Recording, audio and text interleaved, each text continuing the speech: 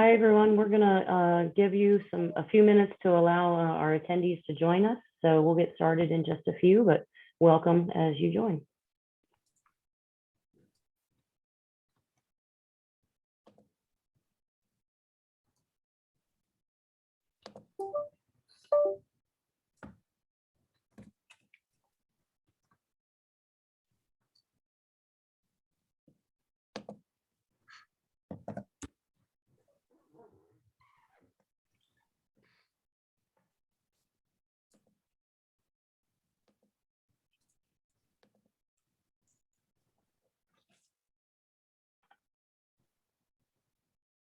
I think we're getting a few more attendees join us. We're going to just wait for a couple minutes so as many people as can join before we get started.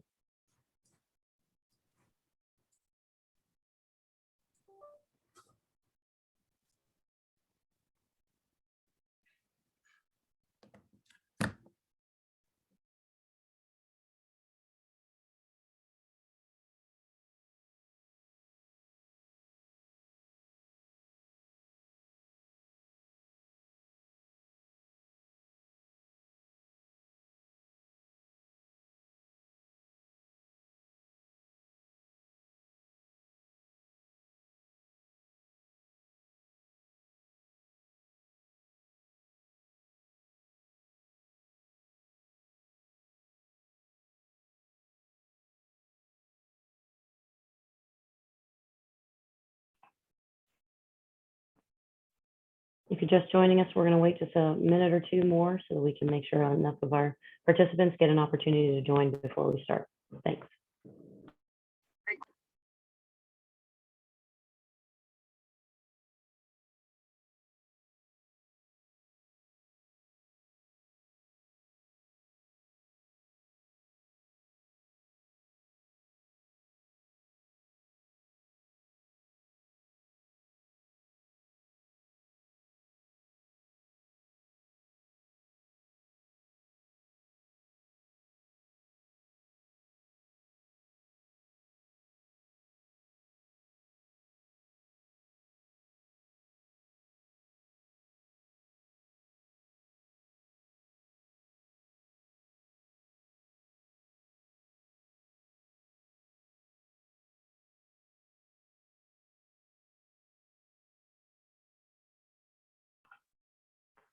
Okay, we've got a good group of attendees who have already joined us, and so I think we're going to get started.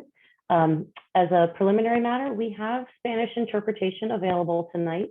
You'll be able to look at the bottom of your screen and see that there's a little globe there. That's our interpreter button. You just need to press that and select English or Spanish. And now our translator will translate that part, and we will get started. Bienvenidos a todos. Esta sesión va a tener interpretación en español. Entonces, en la parte de abajo de su pantalla van a encontrar la barra de Zoom, en donde pueden encontrar el icono de globo, y ese es el icono de interpretación.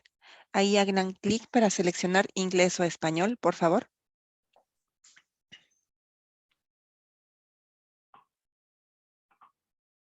Okay. Good evening and welcome. My name is Mary Catherine Gibbs. I am the land use attorney for Hilco Redevelopment Partners, the owners of the Potomac River Generating Site.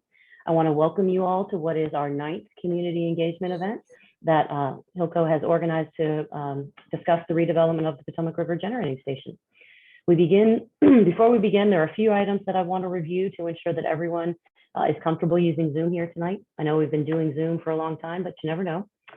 Audience members, please note you are muted on both audio and camera. We do this to ensure that we're able to efficiently review the materials and answer all your questions. If you're interested in asking questions or making comments, we ask that you either submit those through the Q&A function you should be seeing at the bottom of your screen, or raise your hand in the question and answer period that will take place after we're finished our presentation. We do ask that people who are asking questions verbally do so in a respectful time frame and manner so that as many people as possible get the opportunity to have their questions and comments addressed. If you want to submit your question in writing, you can click on the Q&A icon where you will then be prompted to type and submit your questions. We will be gathering questions received during the meeting and will answer as many as we can during the question and answer session. Any questions we are unable to cover in the time we have allotted for tonight's meeting will be saved so we can provide written answers to all and post them on our website in a couple of weeks. We are recording this meeting, and we will post a recording of this meeting on our website as well. For those of you who are joining us by phone, you can send questions and comments to HRP Info Mid-Atlantic at hilcoglobal.com. We will do our best to check this email and to ask and answer those questions during the meeting. If we're not able to answer your question during the meeting due to time limitations, But they can't hear us. They can't hear we will us. share the answer. If you wouldn't mind muting Go your ahead. button, Tom, that would be good. Thank you. If we're not able to answer your question during the meeting due to time limitations, we will share that answer along with all the questions asked at our website at www.hrpalx.com. We're here to listen to your comments and answer your questions to the greatest extent we can. We'll be covering a lot of information and we'll leave plenty of time for questions. We can always go back to a slide during the question and answer session if you'd like. Also, or again, thank you all for being here tonight, and we'll go ahead and get started. Next slide. As we always do is show you what our agenda is tonight. We're going to be wanting to, I always like to assure everyone that HRP has been and will continue to be giving plenty of opportunity to the community for participation in this process, and we're committed to working together. Tonight, we're going to go over the project overview so that you know where we are in the project, but then the focus of tonight's meeting is on transportation, and so we'll be delving deeply into that topic. Next slide. As I've said earlier, we have had multiple events to engage with the community even before we submitted our first CDD concept plan to the city at the end of last July. That's the first pink button on the screen. After receiving comments and hearing from the community, we submitted our second CD concept plan in December. We again received comments, again listened to the community, and we made what's called a completeness submission in February. We've had several topical meetings focused on individual aspects of the redevelopment, like open space, land use, environmental remediation, and sustainability. As I said earlier, this one is on transportation. All these submissions and topical meetings are moving us towards public hearings on the CDD concept plan near the end of June and in early July of this year. Next slide. We continue to think it's important to demonstrate the level of outreach and community engagement that has occurred so far and what is still forthcoming. You can see we started almost a year ago with our first meeting, a little over a year ago with our first meeting in February of 2021. This is a big project and it deserves a significant amount of discussion and input from many stakeholders, including you. So far, we have held over 20 meetings with the community, the city staff, the National Park Service, and others, and we'll be having more. What's important to note in the first two columns is that number of meetings with stakeholders between the first and second submission that I just talked about. Significant input was solicited and helped us move this process forward. The highlighted items are the ones that are upcoming. Tonight's meeting is the first one that shows the March 31st meeting. Our next meetings are upcoming with different commissions in the city. We're working hard to continue to solicit your input and input from a range of stakeholders in Alexandria in general and in Old Town North specifically. Now I'd like to turn it over to Melissa Schrock of Hilco Redevelopment Partners. Thanks, Mary Catherine, and thanks to everybody for joining us tonight. I'm Melissa Schrock, and I lead the mixed-use development team here at HRP. We really appreciate you taking the time to join us tonight and to learn more about the vision for the redevelopment of the PRGS property. Of course, we all know that the CDD stage is still very, very early in the overall process of redeveloping a site like the PRGS with all of its complexity. But commercial real estate projects do typically deliver a variety of mitigation to offset their impacts, like stormwater and traffic, the topic of this evening, and also a variety of public benefits so that the community and the municipality can share in the value that's being created through redevelopment. So we thought it would be helpful to provide some very early information on both the scope and the costs associated with those benefits and mitigations. This is definitely not intended to be a definitive list, and these are certainly not the final costs. As you can see, there's some TBDs here, so there's many that are yet to be filled in, but we believe in having a transparent dialogue with the community, and so we thought it was important to share our early details and estimates with you. First and foremost, as everybody knows, PRGS was a coal-fired power plant that operated for over 70 years and was shuttered about a decade ago, thanks to the advocacy of Alexandrians, perhaps some of you that are here tonight. It will require significant above and below grade remediation, as well as deconstruction of the existing facility in order to enable the land to be redeveloped for its future uses.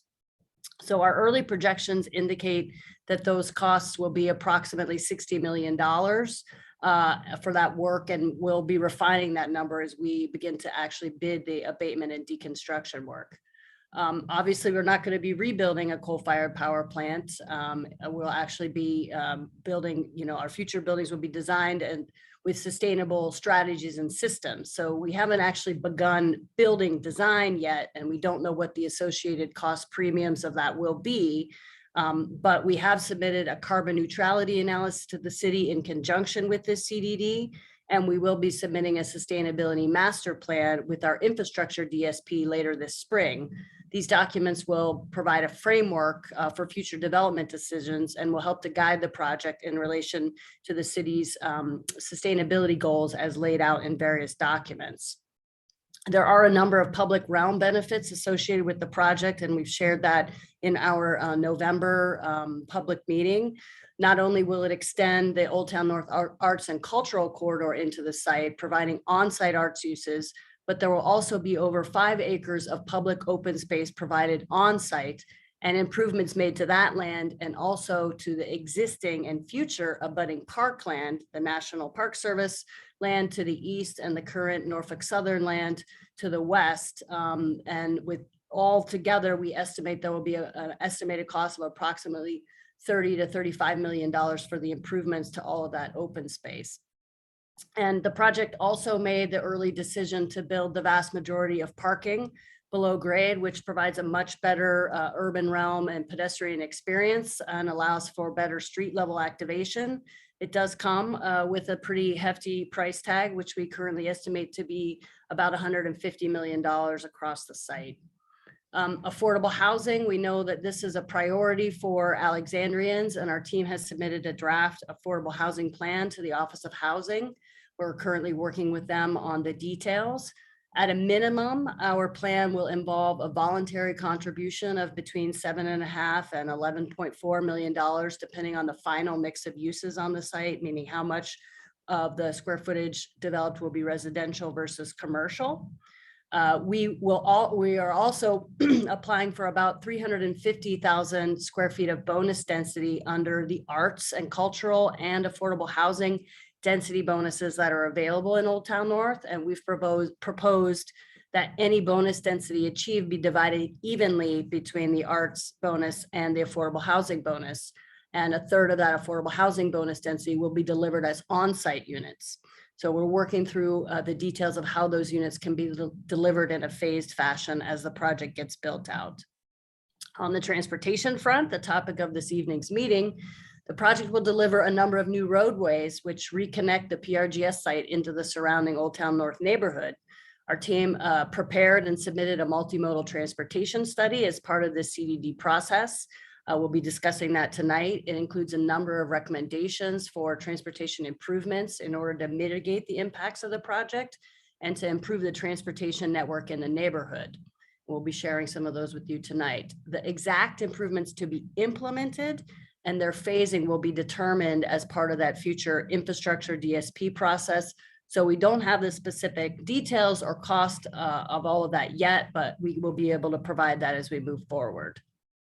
And then lastly, we estimate that the project will create approximately 1,100 construction-related jobs over a potential 10-year build-out and nearly 3,000 permanent jobs, in addition to significant tax dollars for the city of Alexandria, both during construction and then upon completion, when annual tax revenue is projected to be approximately $34 million.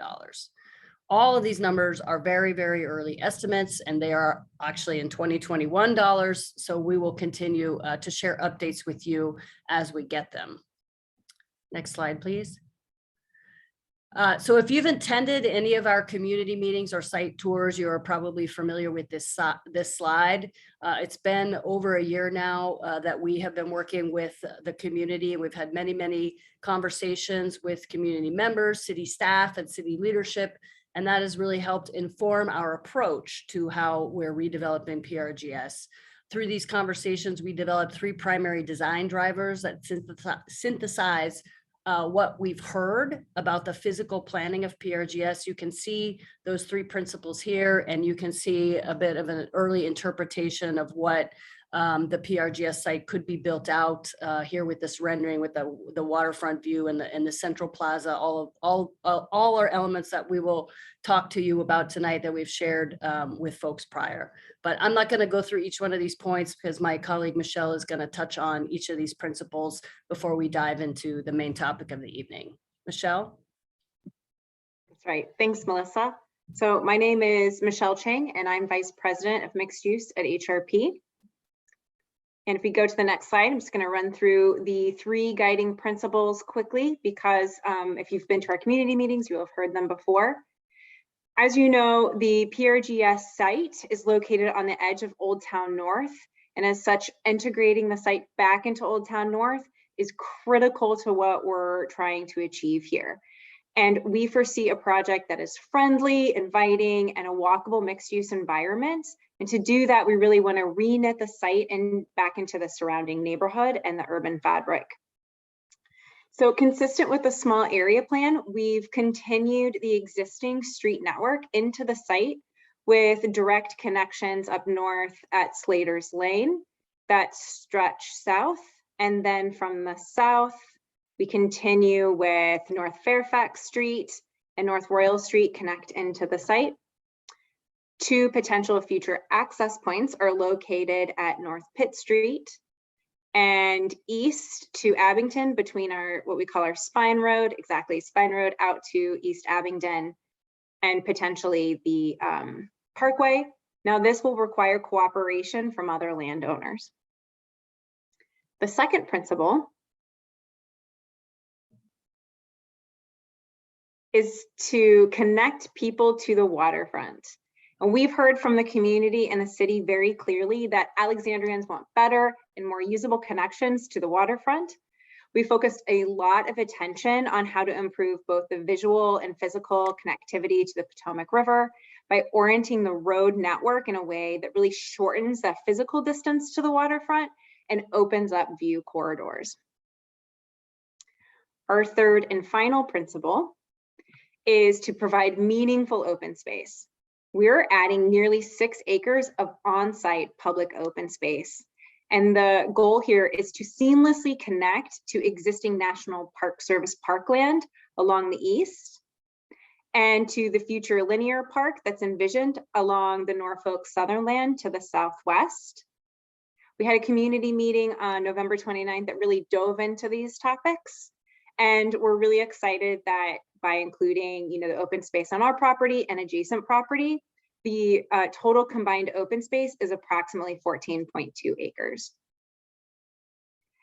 And now with this, I'm going to hand it over to Daniel Solomon. Thanks. Good evening, everyone. My name is Daniel Solomon, and I'm a transportation planner and director of planning at Grove Slade. Grove Slade is a local transportation planning and engineering firm with offices in the city of Alexandria. And we've been working with the team on the transportation study and elements of the redevelopment of the site, and wanted to walk through those with you this evening. This slide provides an next slide, please. This slide provides an overview of the topics we'll cover in this presentation. I won't read through each one, but we'll highlight some of the specifics of the site, including pedestrian, bicycle, and vehicle access, the multimodal transportation study, rights of way and proposed improvements, as well as the transportation management plan, which contains transportation demand management strategies. I'm going to be covering a lot of information this evening, so I just wanted to remind folks that these slides and video of this presentation will be posted online if I moved slightly too quickly on something. Next slide, please. I'll quickly touch on the surrounding context of the area. On the figure on the right, bus lines are denoted in blue, bicycle facilities in yellow, and the Mount Vernon Trail in orange. Existing facilities are a solid line and future ones are dashed. This location is one with many multimodal amenities already available, including adjacency to local bike routes in the Mount Vernon Trail, nearby dash bus stops, and being within a 20-minute walk of Metroway and within a 30-minute walk of the Braddock Metro Rail Station and future Potomac Yard Metro Rail Station. There are some gaps in the network that create mobility challenges, but with planned improvements, it becomes a well-connected pedestrian and bicycle network. It is also served by several regional roadways, including the George Washington Memorial Parkway, really a wealth of options. Next slide, please. The transportation plan for this project was heavily informed by previous efforts and studies in which many stakeholders for this project were previously involved. Many of the recommendations and findings that came out of the slides listed on this slide, of the studies listed on this slide, informed the multimodal transportation study and aspects of the site's current design. In addition, many of the proposed improvements that I'll be discussing further on in this presentation were either originally included as part of these previous studies or build upon those improvements with current best practices. Next slide, please. In terms of an overview of the functionality and layout of the streets within the site, one of the primary design drivers was to separate the flow of vehicles and more vulnerable road users like pedestrians and cyclists for safety and comfort, as well as to design for people of all ages and abilities. To the west of the blocks, there is a multimodal spine street that will provide primary access and circulation for vehicle and buses. To the east of the blocks is a people-focused street along the water, which facilitates pedestrian and bicycle movement, including the Wooner. There was also an intentional design choice regarding how the streets lay out that discourages cut through while providing porosity and connectivity that are currently lacking. Next slide, please. I'll be covering the multimodal transportation study that was conducted as part of the CDD process in more detail later on. But coming out of that study and the work and coordination the team has had with the city, National Park Service, and the community, there are a tremendous number of transportation-related improvements that are proposed as part of this project. As we will be exploring many of these in subsequent slides, I won't read through each one, but at a high level, they include a completion of the street network in such a way that navigating this part of town will be more pleasant, porous, and connected as compared to today. In terms of off-site transportation-related improvements, the project will improve many areas that, as we have heard loud and clear from the community, are lacking in multimodal amenities, are unpleasant or difficult to navigate, or are challenging to connectivity and mobility. Next slide, please.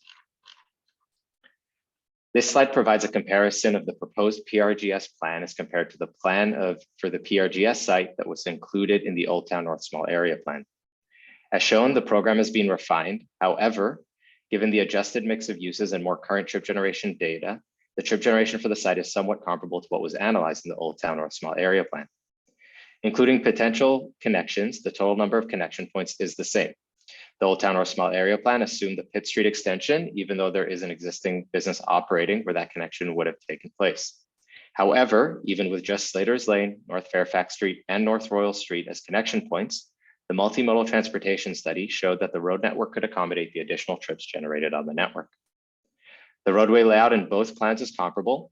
However, with the current plan, the roadway network and block layouts have been modified to prioritize view sheds of the water, prioritize placemaking, prioritize open space and activation, and be porous while being inefficient for cut through, and finally, right size to balance other modes and connectivity. Next slide, please. As part of the CDD for PRGS, a multimodal transportation study was conducted. I might be referring to it as an MTS later on, just to kind of abbreviate it. It was submitted to the city for review at the end of February, and we are at the stage now where we are taking in feedback from various stakeholders before finalizing the MTS.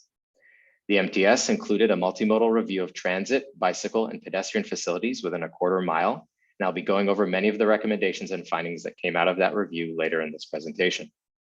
I also want to note that many of our recommendations elevated and prioritized walking, biking, and transit as modes in line with the city's mobility plan and Vision Zero goals. The MTS takes into account the various modes of travel to and from the site. As shown in the pie charts to the right, specific mode splits were assumed for each of the proposed uses. These assumptions, which are consistent with census data, the Old Town North Small Area Plan study, and previously approved studies in the area, were vetted and approved by the city. These mode splits are assumed to be a baseline, which we hope to do better than. This project is going to include a transportation management plan, which aims to reduce the number of vehicle trips to and from the site, making the blue parts of these pie charts smaller and smaller as years go by. Next slide, please. The MTS included a worst case development scenario in its capacity analysis. The scope of this study and the analysis have been reviewed by the city and are in the process of being reviewed by National Park Service staff. The capacity analysis included existing 2033, when PRGS is expected to be at full build out, and 2039, which is a plus 6-year planning level analysis horizon, analysis scenarios. In each of the future scenarios, we analyze the network with and without the development in order to understand PRGS's specific impact. We examined AM and PM commuter peak hours per City of Alexandria guidelines. We studied a total of 41 intersections, which are all shown on the right of this slide, which included 33 existing intersections and 8 new intersections to be added by the new internal roadways. The analysis included all planned and approved other projects as vetted and approved by city staff, and I'll be touching on those in the next slide. The analysis looked at a 60-40 split between commercial and residential uses that represented the most conservative vehicular trip generation scenario, a worst case scenario, within the range of possible uses across the entire site, including a potential grocer. Mitigations and recommendations that were based on the upper bounds of what could be generated by the project have now been established. And the program and transportation demand management / transportation management plans for the site will be further reviewed and studied as part of subsequent DSUPs. Next slide, please. The analysis included all planned and approved other projects as vetted and approved by city staff. I've got those shown on this slide in orange.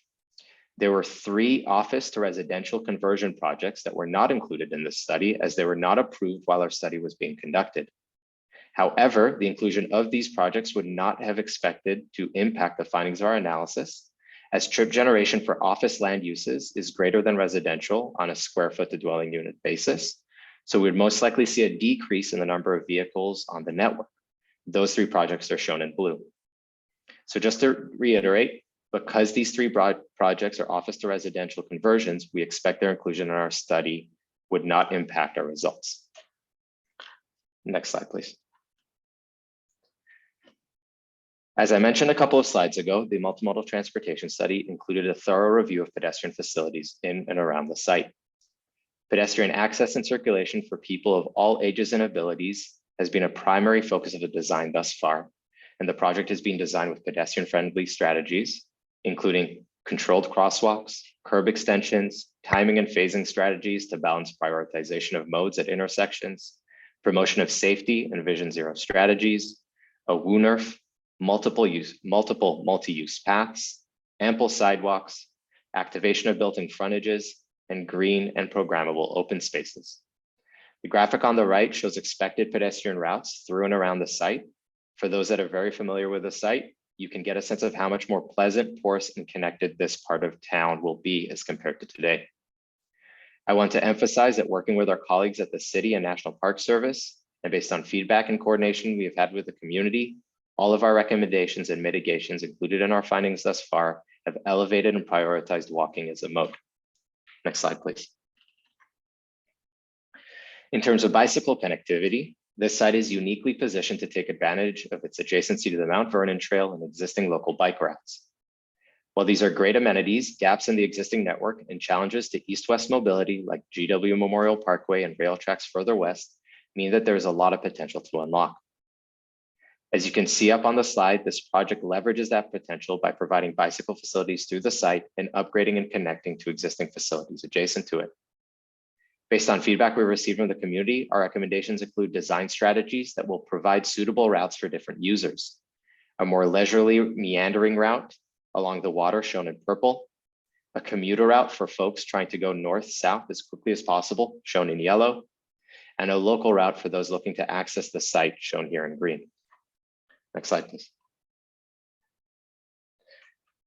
Like walking, our recommendations and mitigations elevated and prioritized cycling as a mode. Zooming out a little so you can see a little bit more of the surrounding context, this figure on the slide shows on-street bicycle facilities in yellow and the Mount Vernon Trail in orange. The solid lines are existing facilities and the dashed are planned and future ones. In terms of bicycle-friendly strategies and recommendations, the project will leverage its proximity to the Mount Vernon Trail by coordinating with National Park Service to make improvements to the Mount Vernon Trail, including potentially providing multiple high-quality connection points, and by making contributions to improve the multi-use trail along the Norfolk Southern property, including a potential rails to trails conversion. These improvements will complement city planned improvements, including a connection to the Potomac Avenue Trail from East Abingdon Drive westwards, and trail improvements along East Abingdon Drive between Slaters Lane and the multi-use trail to the south. Regarding local connectivity, the project will extend and connect the local bicycle network by providing on-street, on-site bicycle facilities, which connect the project directly to the local bicycle network. This is via providing bicycle lanes on the Royal Street extension to connect the project directly to local bicycle network to the south on Royal Street, providing a low-speed, bicycle-friendly curbless street for all users via the Wooner, providing bicycle lanes north of the Wooner to where Fairfax Street bends into Slaters Lane, and then by providing bicycle lanes on Slaters Lane is an extension of the existing facilities that are on Slaters Lane west of GW Memorial Parkway, completing that local connection. In addition, the project has proposed to provide a capital bike share station, on-site short and long-term bicycle parking, and a transportation management plan framework that promotes cycling as a mode with a host of transportation demand management measures. Next slide, please. The site has good access to transit. The city's fare-free dash service, proximity to Metroway, and access to the Braddock Road Metro Rail Station and future Potomac Yards Metro Rail Station all combined provide local, citywide, and regional connections and link the site with major cultural, residential, employment, and commercial destinations throughout the region. There are a number of transit-related improvements that this project will be providing.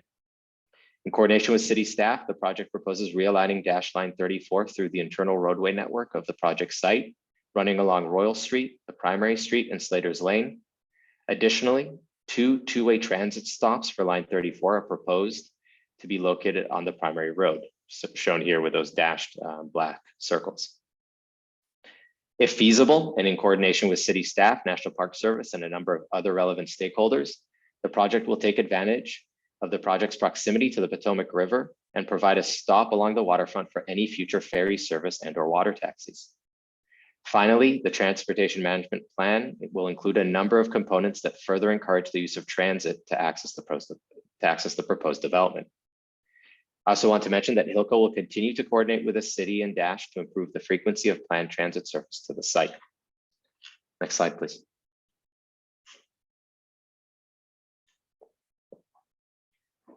PRGS will include a new internal roadway network on the project site. In line with the Old Town North Small Area Plan, this network will connect to the existing road network at Slaters Lane, North Royal Street, and North Fairfax Street.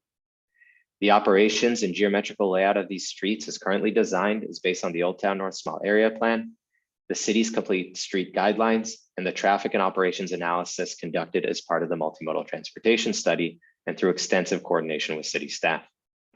The number of vehicular travel and turn lanes on internal streets was designed to accommodate traffic with minimal cross sections, to make streets only as big as they need to be, including the provision of on-street parallel parking spaces and curb extensions where feasible. As Melissa mentioned, there will be a centralized below-grade garage to provide the vast majority of parking for the entire site. There will be 4 garage access points to blocks B, C, E, and F. The below-grade garage will be connected so that you are able to enter and exit at different access points. For example, you can enter a block C and exit via block E and vice versa. While this will be refined as part of subsequent DSUPs, the site has been designed to accommodate loading activity at each block, including 2 street-level alleys, as well as pickup and drop-off activity. A number of vehicle-specific strategies have been incorporated into the design thus far, including the provision of alleys to create back-of-house areas that help minimize conflicts between modes, locating access controls for the below-grade garage to minimize conflicts and queuing, timing and phasing strategies to help balance prioritization of modes at intersections, prioritization of local versus commuter traffic where possible, traffic calming measures to discourage cut-through, and promotion of safety and vision zero strategies. Finally, a potential new east-west connection to the GW Memorial Parkway and Abingdon Drive to allow for additional site circulation and to adjust impacts on the existing intersections of Slaters Lane and Bashford Lane is being proposed. This connection would include an extension of the trail and another crossing point for bicycle and pedestrians as well, in line with the city's mobility plan. I would like to emphasize that based on the results of the multimodal transportation study, this potential east-west connection is not a must-have, but would be a nice additional access point to and from the GW Memorial Parkway, further improving porosity and connectivity to the site. Next slide, please. One unique streetscape element and treatment that has gotten quite a lot of positive reaction from stakeholders is the Wooner. For those that are not familiar with the concept, it's a Dutch term for a living street, which has come to embody techniques which include shared space, traffic calming, and low speed limits. It's a space where bicycles, pedestrians, and vehicles can mix within the space, but really its design will reflect an intent to prioritize bicycles and pedestrian activity and provide slow vehicle access only if necessary. Some of those specific design elements include different types of paving to delineate space, visual cues such as trees and furnishing to separate and protect different modes and movements, and mechanisms which act as vehicle deterrents such as planters to close off the space for special events. The roadway and vehicular access schemes have been designed around this in such a way that to envision closures of the Wooner due to special events or just due to high pedestrian and bicycle volumes maintains access to and from the overall circulation network and to the below grade garage. Next slide, please. Moving north, I want to spend a little bit of time walking you all through some recent evolutions to the design at Slaters Lane around Block F. Under existing conditions, Slaters Lane east of GW Memorial Parkway is the only roadway connecting the residential and commercial users north and west of PRGS to the rest of the street grid. It dead ends to the east with no pedestrian or bicycle connection to the Mount Vernon Trail.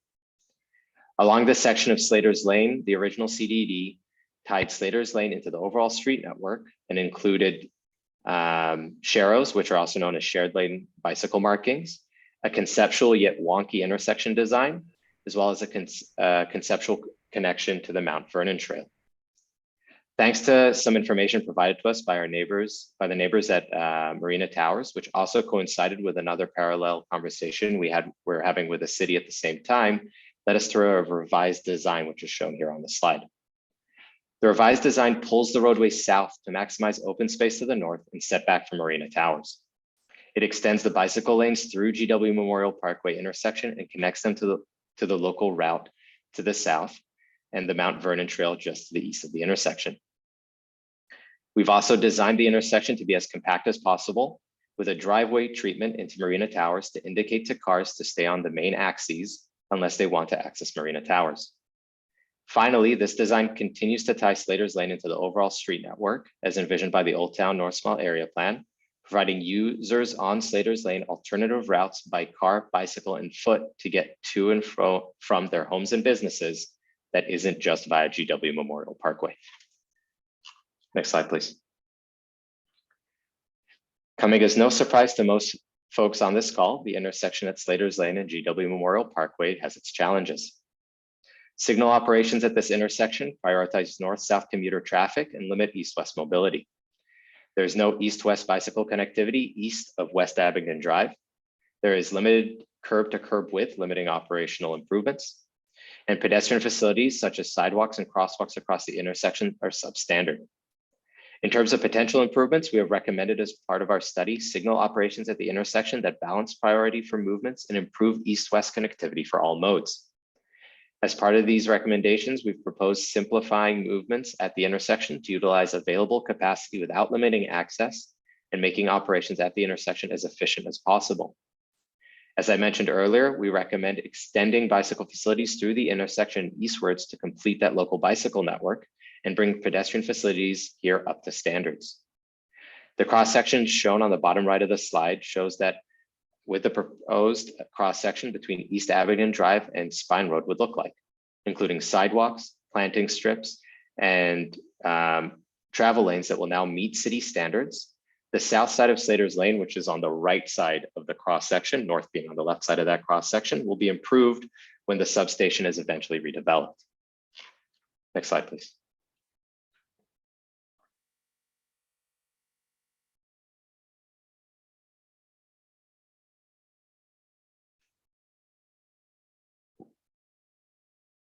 Okay. Based on some feedback we've gotten from the community, we went and tried to find as much information as possible on how Slaters Lane is planned. You'll see up on this slide a city's engineer's map / plan from 1915 that shows Slaters Lane as part of the overall grid of streets in Alexandria that the power plant ended up interrupting when it was constructed. We found a few other maps from this time that support this as well. One of those maps even indicated that this section of street may have once been called Poorhouse Lane, but I was corrected a couple of days ago. So not as exciting as I thought that revelation was. We've also included for context the planned street network from the Old Town or Small Area Plan, which shows Slaters Lane being connected to and folded back into the city street network, which we are doing. We also reviewed the city's current functional classification designation for that segment of Slaters Lane, and it is classified as a local street like many other streets nearby. Next slide, please. At the intersection of Bashford Lane and GW Memorial Parkway, there are similar connectivity and operational challenges as those at Slaters Lane. Under existing conditions, signal operations at this intersection prioritize north-south, out-of-town commuter traffic and limit east-west mobility.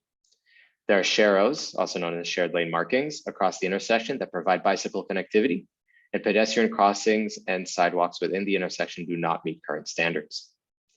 Many of our proposed improvements and recommendations are similar in vein to what is being proposed at Slaters Lane. We propose utilizing existing roadway widths to separate movements at the intersection to utilize any available capacity without limiting access, including improved signal operations that balance priority for movements and improve east-west connectivity for all modes. As part of our review of intersection operations, we've recommended the removal of 4 to 6 on-street parking spaces to improve alignment for movements across Bashford Lane, which should improve safety. This helps provide vehicles sufficient space to merge and enter the offset alignment between nodes. Finally, we've proposed improving pedestrian facilities throughout the intersection so that they meet current standards and provide a more pleasant experience for people navigating the intersection by foot. Next slide, please. I'm just going to pause for a few seconds and remind folks that these slides and video of this presentation will be posted online, as I've already covered a lot of information and there's still a few more slides to go. Now, to start tying all of this back together, this slide summarizes the tremendous number of transportation-related improvements that are proposed as part of this project. We've covered most of, if not all, of these improvements, so I won't read through each one, but at a high level, they include the completion of the street network and provision of new sidewalks and pathways for people of all ages and abilities, curb extensions and crosswalks throughout the site, new signalized intersections, on-street bicycle facilities through the site, new bicycle and pedestrian connections to the Mount Vernon Trail, multiple bus stops and the realignment of a bus route through the site, and significant green and open and programmable open space. In terms of the highlights of the off-site transportation related improvements, the project will improve many areas that, as we have heard loud and clear from the community, are lacking in multimodal amenities, are unpleasant or difficult to navigate, or are challenges to connectivity and mobility. These include improvements to Slaters Lane at GW Memorial Parkway and east of it, improvements to the intersection of GW Memorial Parkway and Bashford Lane, improvements to the Mount Vernon Trail, contributions to improve the multi-use trail along the Norfolk Southern property, including a potential rails to trail conversion, and a potential new multimodal east-west connection to GW Memorial Parkway and Abingdon Drive to allow for better site circulation and to reduce pressure on the existing intersections of Slaters and Bashford. Next slide, please. A transportation management plan is a site-specific plan for transportation demand management strategies to encourage residents and employees and visitors to take public transportation, walk, bike, or share a ride as opposed to driving alone. The PRGS project will operate under one of these plans. A few of the typical TMP, Transportation Management Plan, components include the establishment of a TMP coordinator, distribution of transit literature, and designation of carpool and or van pool spaces. Management measure taken by this project can be monitored and adjusted as needed to continually create opportunities to reduce the amount of traffic generated by the site and promote more sustainable mobility options. And with that, I will conclude my part of the presentation and will be available to answer any questions. Thank you, and I'll pass it back to Mary Catherine. Thanks, Daniel. That was a lot of information and really appreciate you going through it very thoroughly. We wanted to end tonight's meeting by reminding you how you can continue to engage with HRP and the city in this process in the coming months. We went through the previous meetings we had, and that pink dot is where we are tonight. We'll have our final community meeting as part of the CDE process in early May. We'll keep you posted on the details of that meeting as we get closer in time. As I said earlier, all of these submissions and topical meetings are moving us towards public hearings on the CDD concept plan in late June and early July of this year. So we still have plenty of time to work together as we transform this unsightly power plant site into a vibrant mixed-use community that weaves into the fabric of Old Town North. And now we look forward to answering your questions as best we can. I did want to recognize we have several members of the city staff on here tonight. So if there are questions that relate to answers from the city staff, they are available. So as I said earlier, you can either put your question in the chat or you can raise your hand. I'm going to alternate between the two as we progress forward through here tonight. So I'm going to go to the first question that was in the chat. And that one is, will Hilco manage some or all of the property after the various elements are built? And if so, which elements? In short, how long is Hilco going to be involved in this project? Melissa, I think that one probably goes to you. Sure. Thanks, Mary Catherine. Well, we intend to own this for the long term. Exactly how it's managed in terms of who's the property manager and whether that's us or a third party, that's something that we will determine when we get closer to actually starting construction. But we are here to own it for the long term. Thanks. All right, Holly Carr, I just authorize you to unmute yourself. Do you want to ask your question? Hi there, are you able to hear me? Yep. Oh, great. Hi, yeah, my name is Holly Carr. I'm an Alexandria resident. And I first want to say I'm thrilled to see what's happening on this site. Just obviously a huge improvement over what has been there in the past. And I'm a parent of 2 children, and my children, when they were toddlers, 10 or 15 years ago, literally had Mirant black dust falling on them as they sat on our front porch. So really appreciate the project. I am particularly interested in the zero carbon commitment and effort that the development has made. My understanding is that that commitment is to a zero carbon development by 2040. But to my understanding of what I've seen so far, there is no real plan to get there in the documents that have been submitted thus far. And my question is, will there be a detailed plan, including plans for all electric buildings and zero gas to the site in advance of the June meeting with City Council for approval of the site? And second question is on EV charging capacity for multifamily buildings and commercial office and visitors. Thanks. Melissa, you want to take that one? Yeah, sure. Well, first of all, thank you, Holly. We certainly understand and appreciate your enthusiasm for the transformation of the site from its polluting history. So we are working towards the carbon neutrality analysis that we've submitted demonstrates what the path is to carbon neutrality. What the exact methodologies are or the techniques that will be employed are not, we're so early right now that we can't actually define all of that because we haven't actually started designing buildings. And in fact, we don't really know how many of the buildings here will be commercial buildings versus residential buildings yet. And some of the techniques and strategies in each are different, but we are making commitments in terms of energy savings. We are also limiting the natural gas that would be delivered to the site to things that are like essential uses like emergency generators and retailers for restaurants for cooking. They tend to stick with natural gas, but it will be limited in a very, very extreme way. And so we're working together with city staff to define all of those parameters. And as I mentioned, When we submit the infrastructure DSP, we'll also be submitting a sustainability master plan, which at that, that's a little bit later this spring, and it will be going through that process, through the DSP process, which itself will probably take about a year. We'll be getting more and more detailed in terms of the plans and the drawings, and we'll be able to provide more information as we go forward. And then in terms of electric vehicles, yes, absolutely, there will be charging stations here. I don't know today exactly, how many. I can imagine that there will be a significant number in the beginning, and that over time that would expand. Thanks for. Thank you. Thank you. All right, we're going to go to a question in the chat.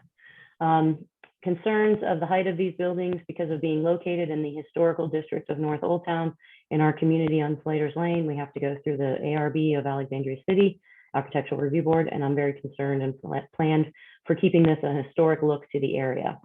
I'll take this first for the whether or not we are in any historical district. We are not. We are more than 500 feet from the George Washington Memorial Parkway, and we are not in the bounds of the Old and Historic District, nor the Parker Gray District in the city of Alexandria.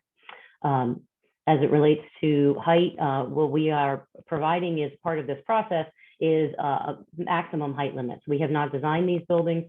We have not even, they're not going to be of one height. That's just a maximum number. So if your concern is the maximum number, please be assured there will be a requirement that the buildings on site are a variation of height, so that we don't have what you're contemplating is just a monolithic series of buildings of high height. But Melissa, do you want to add any more to that?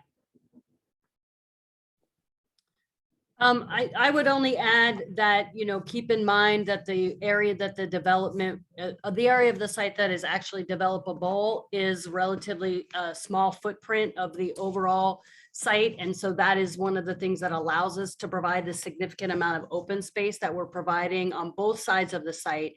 We are set significantly back from the waterfront. Even, there's the resource protection area line, but then our buildings are even further back from that. That's really governing kind of the edge of our roadways. And then the buildings get set back like even further from that. And I would also add that one of the things that is unique about this area of Alexandria is the height of the surrounding existing buildings and also on the site. The smokestacks themselves are over 160 feet tall. The Marina Towers building is 135 feet tall. I believe the Muse building is around 95 feet and the 1199 building is around 110 feet. So we're a little bit in an interesting location in the sense that the immediately adjacent properties are already much higher than what you would see in the center of Old Town. Thanks. Okay, Bernard Byrne, if I'm pronouncing your name correctly, I apologize. Do you want to ask your question? Yes. There you go. Okay, got me? Okay. Yep. This is transportation. It's not quite on your side, but it's close. You mentioned the trail, the rail corridor along the west side of your site, which presently has the existing Norfolk Southern tracks, and directly to the west of that is a branch of the Mount Vernon Trail for a direct trip.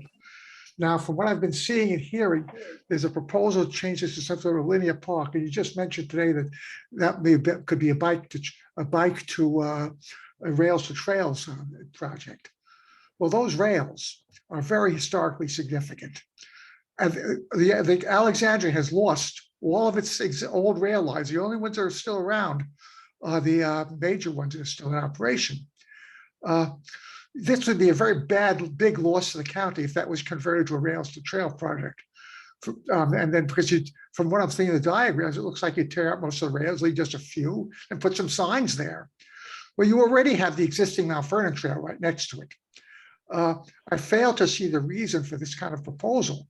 Yes, it's nice to make it into a park, but you can keep all of those rails in place. One question I have here, is anyone coordinated this with historical preservation staff? This should be made into, that whole rail line should be made to a historic district, or at least obtain an easement from the historical preservation easement from the Norfolk Southern, because it's very important to return those tracks. Now, remember, this is just only one part of that. It goes further south, ending at our Orinoco Street, through the Waterfront Park there. Some Waterfront is a different name, but anyway, but it's important to keep that intact. And I haven't seen any thought of this. As I say, you have an existing trail there. You don't need a new one. You can widen it, this space to widen it. You can create a park and make it pretty, put trees, but you should just, from my way of looking at it, it should still, those tracks should remain. You're going to lose a tremendous amount of tourist value to the city. But when you remove all of your really valuable historic resources like that one. I mean, I go along Union Street, all the tracks are gone. I remember by Ford's Landing, they pulled out some tracks. Well, this is basically reducing your attractiveness to tourists and your economic revenue to the city. So I wonder if anyone's given any thought to this, if anyone's coordinating this with the Historic Preservation Office or anything like that. Now, it's not on your property, but it's part of your plan. And I see the pictures of it and on the website. And it just is not right to basically destroy a historic set of tracks. As this is an opportunity to save those into perpetuity. So do you have any comments on this? Sure, and we also have members of the city staff who worked on the Old Town North Small Area Plan with us here tonight, if they want to add to our answers to that question, and appreciate the comment. The city has, as part of the Old Town North Small Area Plan, a desire to create a linear park where the Norfolk Southern rail line is. And as part of the development of our site, there has been coordination with the Office of Historic Alexandria. And so that has been part of this overall development review process, as it is with every development. And we have actually started to look into saving portions of the rail line for reuse in some fashion as part of the historic interpretation of the site. But that area has been planned according to the city's long-term plans for a linear park. And so appreciate your comments. Melissa, do you want to add anything to that? Well, just to reiterate, I think, to be clear, it's not just the area of the Norfolk Southern land along our site. That's the area that we're looking at on behalf of the city small area plan. But the small area plan envisioned the entire rail line to be converted to a linear park. What I would say, Bernard, and we appreciate your input on this, is that the park is not designed yet, neither the portion adjacent to our land nor the rest of it. The city has not gained control of that piece of land yet. And so, there's still a lot of work to be done on that front, and what it will be in terms of the specifics of what the treatment is in every part of it, every zone on it, because it's a pretty long spur trail. It could be different things at different moments. I think has yet to be designed.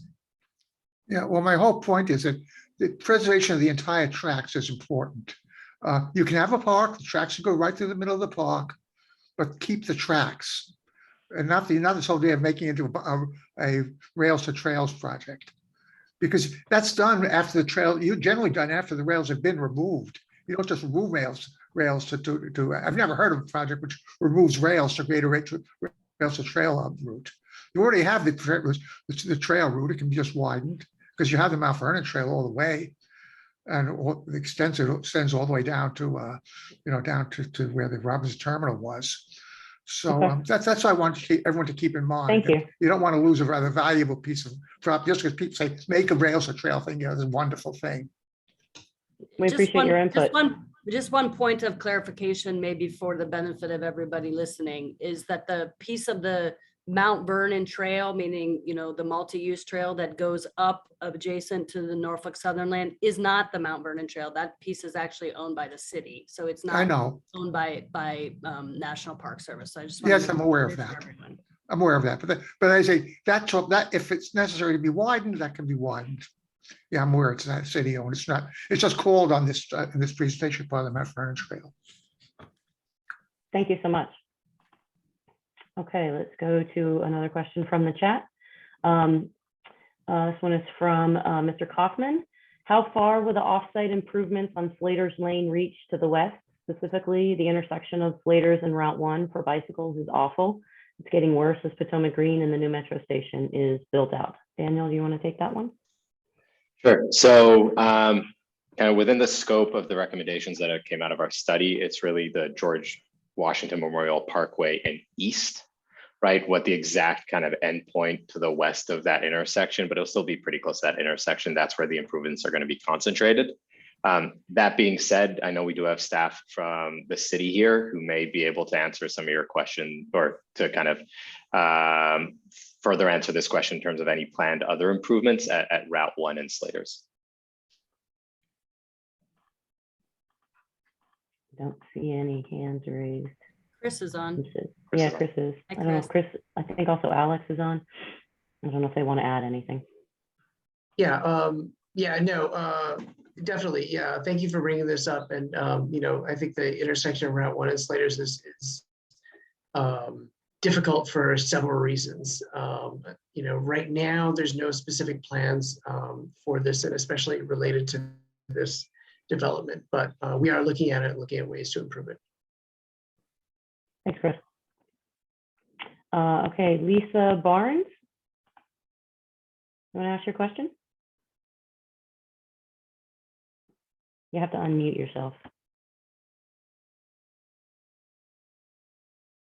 Ms. Barnes? Oh, I'm sorry. That's Can okay. you repeat that? No, you just had to unmute yourself. So that's all right. You did it. We can hear you now. You had your hand raised. I was just asking about the question. Yes, well, it's just the question about, for us that live right at Slaters Lane and GW, we're very worried about the traffic. The traffic is not good right there. It's like the Indy 500 at many times of the day. And when people are trying to get across, have you or Alexandria City considered having cross bridges to get over the traffic? Or how would you handle moving forward, since you're going to have underground parking? It's going to create a lot of traffic, and we're trying to figure out how to go from there.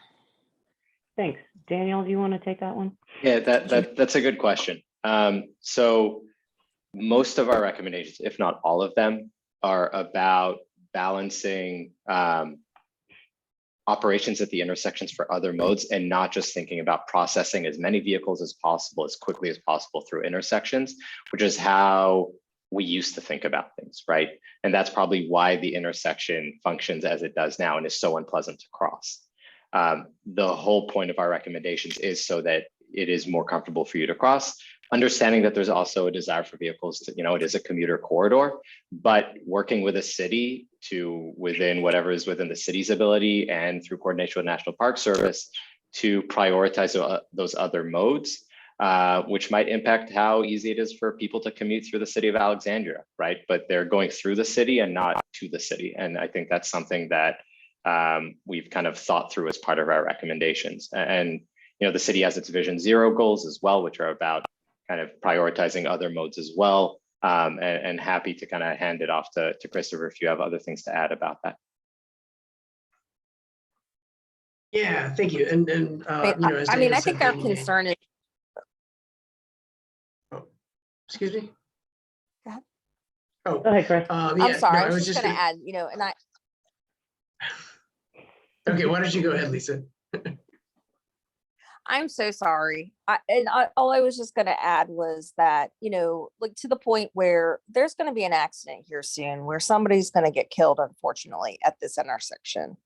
So I think that I'm just advising that you guys think long and hard how to deal with the traffic at this intersection.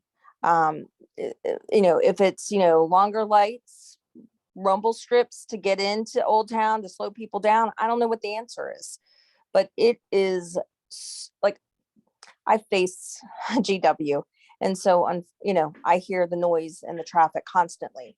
And so, but just trying to get across the street, we have to dodge from people running us down. So so just add that, 100 times more to this intersection. what are you guys going to do about it? Thank Yeah, you. no, absolutely. And Appreciate the I mean, comment. it sounds like you're definitely or literally a resident expert on this. But we are going, we're working with Grove Slade and with the National Park Service to make sure that pedestrian crossing across the GW Parkway, A, is safe, but then B, kind of matches industry best practices for safe crossing there. This will be especially important, obviously, with the density that, the great and very important density that this development is bringing, and obviously also then the opening of the Potomac Yard Metro Station. So yes, we're very tuned into that, but thank you for raising it again as a priority. Thanks. Okay, next question from the Thank you. chat. Thanks, Lisa. As you know, pedestrian and bicycle paths are separated on Alexandria Park property directly south of you. Does the transportation plan protect pedestrians from bicyclists, especially north-south commuters? Daniel? Very good question. So we're working with the National Park Service. And again, we're at very preliminary design stages of these trails, right? They have not been designed yet. That being said, I'm trying to remember which slide it is. The one that maybe shows the kind of the different routes, Caroline, that might be one to talk about. So there is a multitude of routes in which people can navigate, right? That was kind of some of the feedback we received is exactly like your question. I think one before this. Perfect, right? One that does allow for more leisurely routes, which is the kind of the slower, more meandering cyclist. And then the yellow one, which we identify as people who don't want to take that meandering path, don't want to enter the site, but are really just looking for north-south commuting as efficiently as possible. But as I said, right, we're still in the design stage. There's a lot of coordination that needs to happen with the city and with the National Park Service as to how these multi-use trails are designed. But the intent is to have them be designed for people of all ages and abilities, and with a understanding that there's multiple and different types of users that are going to use these trails at the same time. Thanks, Daniel. All right, another question from an audience member, Scott Barstow. Hi there. Hi there. I really appreciate the presentation and the opportunity to talk here. So thank you very much for your time and for listening to all of us. I'd just like to echo the comments that Holly Carr made earlier and say that I'm concerned by what's described in the carbon neutrality analysis. And I know Melissa said that a lot of the work on this will be in the future, and I hope that's true. But so far, it looks like you've missed an opportunity to approach the entire site as a high-performing district in which the buildings work together to make net zero performance easier and cheaper to achieve. And I know that buildings of all sizes can be developed to meeting passive house standards that are at a fraction of the energy use intensities proposed in the carbon neutrality analysis. And I know they can be developed and make just as much, if not more money as traditional old style development. And I'm not seeing any evidence in the carbon neutrality analysis that either district level energy planning or passive house level performance has been considered. And I'd encourage you to do that. And I'm also concerned that explicitly planning on putting in natural gas infrastructure is just going to commit us to having to rip out and remove that over the next several years because of what that means in terms of the greenhouse gas emissions associated with that type of infrastructure. I think there's a tremendous opportunity here for both Hilco and our community because this is the power plant, coal-fired power plant is like the poster child for the climate emergency we're in now and how we got there. And this could be a shining example of how we overcome that and do the right thing to get ourselves out of this mess. And there are a lot of people like me in the community that you mentioned in your introduction who would be happy to work with you to try and help make this happen. Thank you. Thank you for the comment. Melissa, you want to take that? Yeah, Or Mike? Thank you, Scott, for your comment. Maybe I'll just say a little bit and then Mike can jump in. So we agree with you about the opportunity to convert the coal-fired power plant into into a sustainable and resilient project.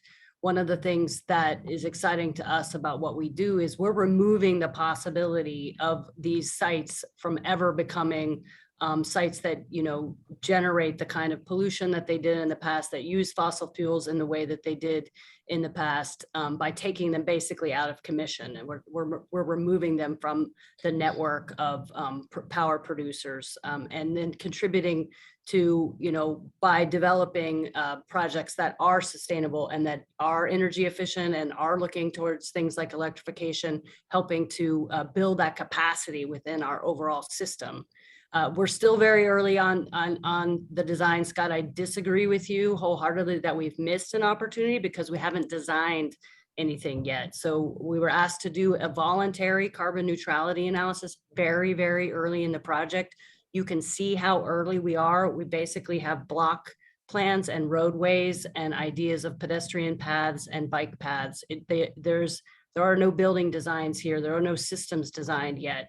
So as we move towards that process, we will be looking at things like district energy. We are looking at electrification. We will passive house. Those are things that we will be looking at. But we also have to consider, you know, all of the challenges to get there, and all of that is going to be part of our thinking.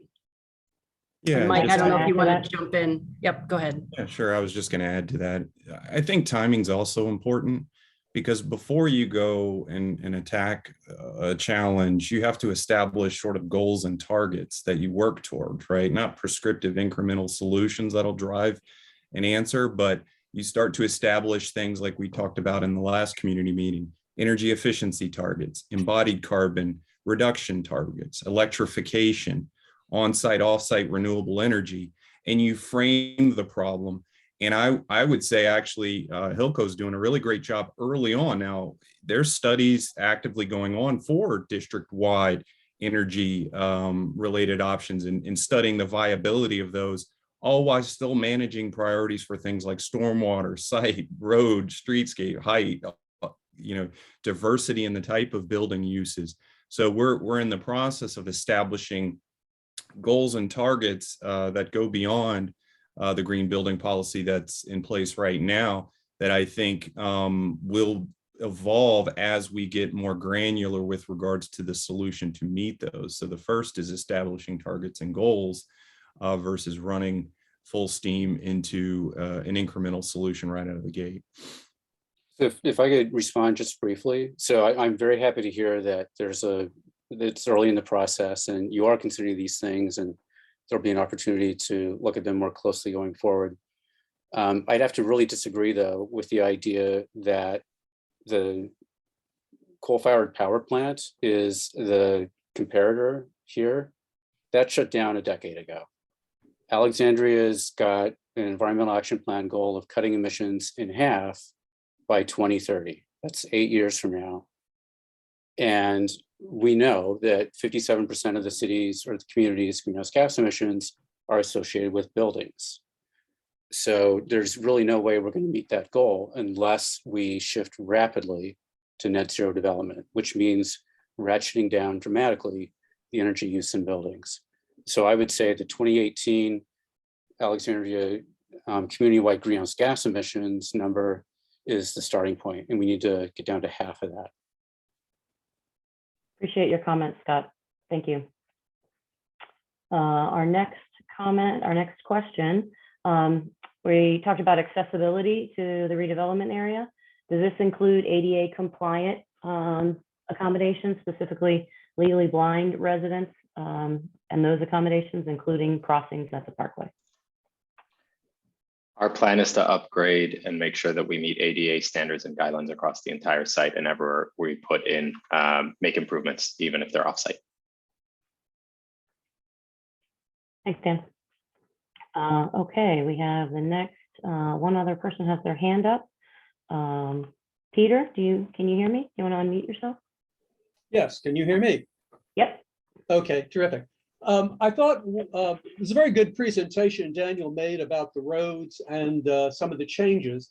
But the thing that was missing for me was the failure to address the impact of population density on our streets and on GW Parkway. With the projects that Daniel listed, the Hilco project already underway, our population in Old Town North, which today is about 5,000, is going to go up to about 12,000.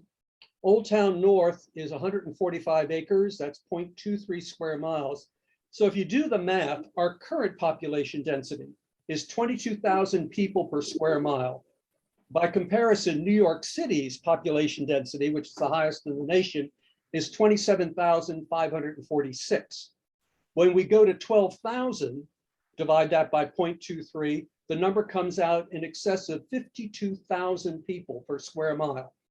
I did not hear anything in Daniel's presentation that addresses what this density is going to mean with respect to our streets, which I walk on every day, Fairfax and Royal and Pitt, and what it's going to do also for people that are commuting back and forth on GW Parkway. Mayor Catherine, Peter, thank you for that Daniel, you want question. to take that? Yeah. So Peter, thank you for that question. So that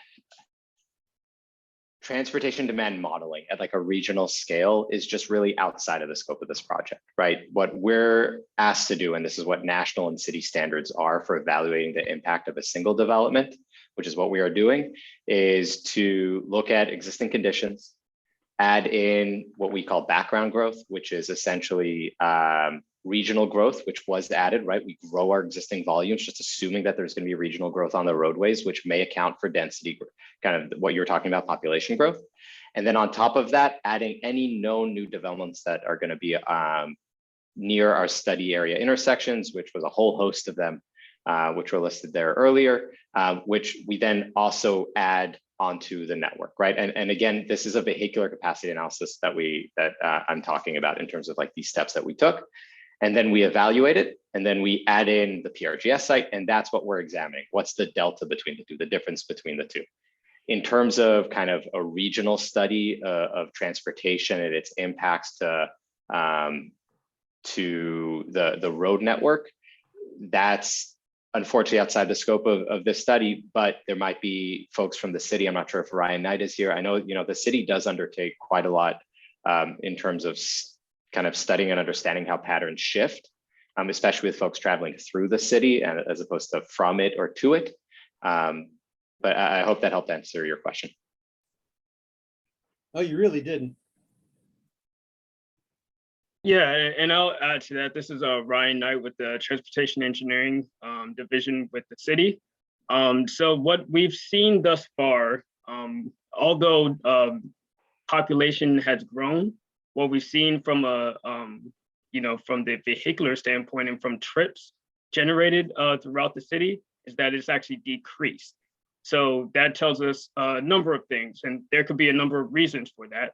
But one is that and this was pre-pandemic actually. So there's, spanning back from 2015 on to now, we've seen actually the number of vehicles actually decrease from year to year. And again, that there's a number of reasons for that. One could be that people are choosing to use alternative modes. So they're either choosing to, bike or use transit. And then another reason may be just a distribution of trips. So with the use of navigational apps, a lot of these trips may be, it's not always on the arterial streets that we see. It's now going into some of the, neighborhood streets or some of the minor arterial streets. So there's a number of reasons why we see a decrease in trips, but we have been seeing a decrease in trips throughout the number of years. And who knows what our new normal is with COVID and people, teleworking of that nature. So yeah, we've kind of analyzed that. We've kind of looked into, what the population growth, I guess, how the population growth reacts to, number of cars on the street. And what we've seen thus far is that there's actually a decrease in a number of cars on the street. Thanks, Peter. We have about 10 minutes left, and so I want to try and get through as many of these questions as we can. But if, as I said earlier, if we don't get through all of them, we will answer all of them and put responses up on our website. This is a question from Andrea. If you're traveling west on Bashford and you want to turn right onto the Parkway to head north, it's difficult to turn, very difficult to turn in only the right lane due to the angle of the turn. It inhibits cars that are traveling from the west trying to make a left onto the Parkway. Will the angles be improved? Thanks for another great presentation. Daniel? Andrea, thank you for that question and thank you for the compliment on the presentation. That's a good point. I think that's something we can look at the end of the day. That's National Park Service property, and I'm not sure if they will allow any curb work to be done, but it's definitely something we can look more closely at as we continue our coordination with them. Thanks, Daniel. Next question. We don't have any hands raised, so I'm just going to keep going with some written questions. When the east side of Slaters and Bashford are reworked, will there also be changes necessary to the west side of these streets? Daniel? Within limits, right? So kind of within the confines that we talk through with the City of Alexandria National Park Service, in a manner for us to kind of meaningfully make improvements based on what we've identified are challenges at those intersections. It will touch a little bit at kind of within the intersection, a little bit to the east and west. Thanks. We had one more question about the sustainability measures from Art Impastato. He said, pleased to hear you're shooting for zero carbon by 2040. Looking forward to seeing the details how that will be achieved. Have you given consideration to preparing an energy and resilience plan with a number of factors, similar to what Landmark Mall did? Art, I think what has been answered previously, I hope you heard, is yes, there's going to be a sustainability master plan done for this project, and it will include those measures that you asked about in your question. I actually think what we've done in this instance, Melissa talked about earlier, we voluntarily did this carbon neutrality analysis in advance of submitting that sustainability master plan, and that's going to inform the development of that plan entirely. So thank you for the question. The next one that we have is actually a comment on some of our images in the slide that shows that the waterfront isn't reflecting the topography of the steep and narrow strip of land between the project and the river. And can you please have your artists create more realistic images? Melissa, you want to take that one? Sure. Maybe I probably used the wrong word when I said artist. In fact, the topography that exists on the site has been surveyed and was modeled and is accurately depicted in those images. I think what may be hard for people to understand is the scale of the property and how far back the buildings are set from what people see today when they walk along the Mount Vernon Trail, right? Because there is a narrow strip of land there, but our fence line is, significantly waterward of where the buildings will be. So, and obviously there will be some grading involved on our site as it relates to matching up our land with the National Park Service land, but it is actually accurately modeled. Thanks. And the last one that we have is actually a comment. It's when using a survey to measure bike volume, you need to know that currently many cyclists will opt out if they feel it's too dangerous. If you do this right, the bike volume will go up significantly. And I think my answer to that would be one can only hope. It would be good to see more bikes than cars. So I don't know if you wanted to add anything else to that, Daniel or Melissa or anyone on the team. That is our last. I would only add to that alternative modes of transportation and providing, excuse me, pathways for all modes of transportation, whether it's vehicles, transit, bikes, or pedestrians, is a big priority for the project. And one of the most exciting things we think is being able to, excuse me, I have a bug in my throat, create these kinds of pedestrian connections. Well, let me, so you don't have to worry about it, Melissa.